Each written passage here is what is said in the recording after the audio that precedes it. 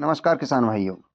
अगर आपने धान की रोपाई के बाद पहला खाद सही तरीके से दे दिया, उसके अंदर जो पोषक तत्वों का संयोजन है वो अच्छे से कर लिया और समय से दे दिया, तो फिर आपके धान के जो कल्ले हैं वो भी ज़्यादा आएंगे, आपके धान की फसल की ग्रोथ अच्छी रहेगी, ग्रीनिंग अच्छी रहेगी और फिर उसके आधार पर आप कह सकते हैं या संभावना बढ़ जाती है कि धान की पैदावार अच्छी होगी ही।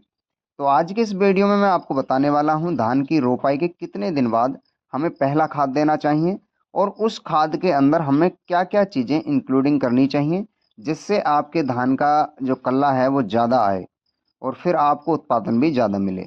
देखिए दोस्तों, धान की प्रारंभिक अवस्था की बात करें, जैसे ही आप नर्सरी से उखाड़ करके रोपाई कर देते हैं तो पोषक तत्वों की अति आवश्यकता होती है, जिसके अंदर मुख्यतः नाइट्रोजन, फास्फोरस और पोटास बहुत ही आवश्यक हैं।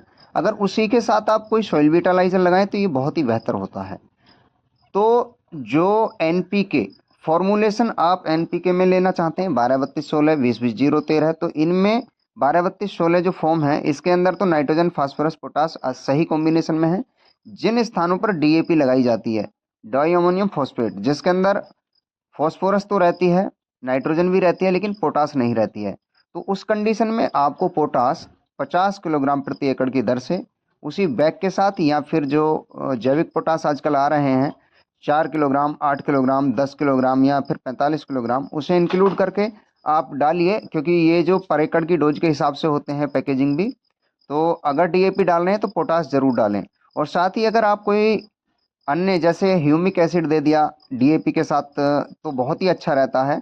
और यदि एनपीके के साथ ही आपने ह्यूमिक एसिड इंक्लूड कर दिया तो ये बहुत ही अच्छा होता है ट्रिलिंग फेज के लिए। तो अगर आप एनपीके डाल रहे हैं उसमें इंक्लूड करना चाहें तो आप ह्यूमिक एसिड इंक्लूड कर सकते हैं। और जो डीएपी डालते हैं जो किसान भाई, वहाँ आपको पोटास प्लस ह्यूमिक इंक्लूड करना होता है।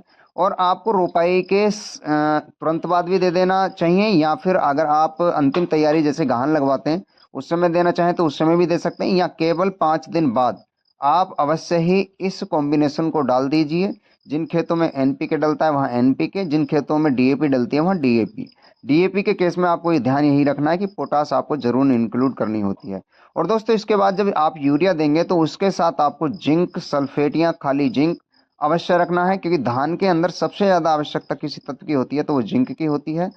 और जिंक को यदि आप होल्ड ऑन करते हैं तो फिर आपकी ट्रिलिंग भी खराब हो जाती है, जो येलोइंग है वो आ जाती है, ग्रीनिंग अच्छी नहीं आती है, और कह सकते हैं कि पैदावार पर भी उसका बहुत ज़्यादा असर आपको देखने को मिलता है। तो जो पहला खाद है, अगर आप डीएपी एनपीके दे रहे हैं तो वहाँ आपको नाइट्रोजन नहीं देना होता है, क्योंकि डीएपी और एनपीके के साथ जो मेल ट्रूप बना लेता है जिंक, इस वजह से उसे अलग ही दिया जाता है। तो ये विशेष तौर पर ध्यान रखें कि जिंक को जब दें तो डीएपी आप पहले या एनपीके आप पहले लगा लें और उसके 4 से 5 दिन बाद यूरिया के साथ जो जिंक दे सकते हैं आप।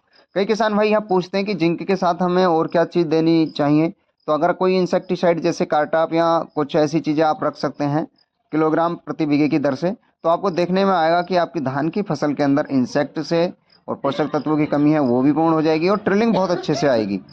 तो ये चीज़ अगर आप अप्लाई कर लेते हैं तो निश्चित ही आपको आपकी फसल से बहुत ही अच्छी ट्रिलिंग, बहुत ही अच्छी ग्रीनिंग, बहुत ही अच्छी ग्रीनिंग देखने को मिलेगी। तो आज के वीडियो में केवल इतना ही। नमस्कार साथियों।